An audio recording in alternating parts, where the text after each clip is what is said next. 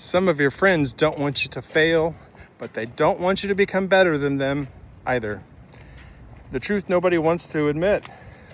Some people you've known your whole life may love you, but it may also be the reason that you keep settling for an average life.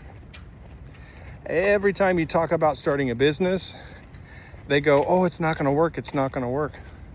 Every time you try to lose weight, here's a beer, here's a pizza. Every time you talk about leaving a miserable relationship, they remind you how terrifying it would be to be alone. Every time you decide to change, they hand you another reason to stay exactly the same. That's not always friendship. Sometimes it's fear disguised as concern. Your growth forces people to examine themselves. When you stop drinking, the people still drinking feel like you're judging them. You start chasing a dream, the people who abandon theirs get pissed. When you establish boundaries, the people benefiting from the lack of boundaries, they were comfortable with the version of you that complained all the time but never changed. They knew how to relate to the broke, unhappy person, but now you're trying to be someone that they don't even recognize. And that makes some people very uncomfortable.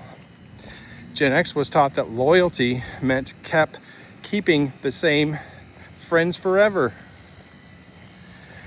That doesn't make it healthy. Knowing someone for 30 years does not give them permission to sabotage your next 30.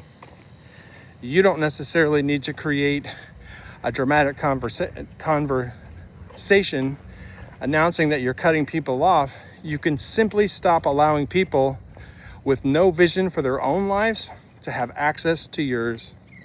Spend less time defending your dreams. Stop asking permission for people who've never even tried to live their dreams. Find people who challenge you, encourage you, and tell you the truth. Find people who talk about the possibilities instead of constantly explaining why everything is impossible. Your circle doesn't have to be rich or successful, but the people closest to you should want to grow. And if they don't want to grow, they should at least respect the fact that you do. You're not betraying anyone by wanting more from your life, for goodness sakes. You're not arrogant for refusing to remain average, just not to make everybody else feel uncomfortable. No. Sometimes starting over means changing your habits. Sometimes it means changing your environment. Sometimes it means changing your friends. My name is Eric. I'm an accountability coach, and I help people start over. If you'd like some help getting started over, type I'm in, hit me with an inbox.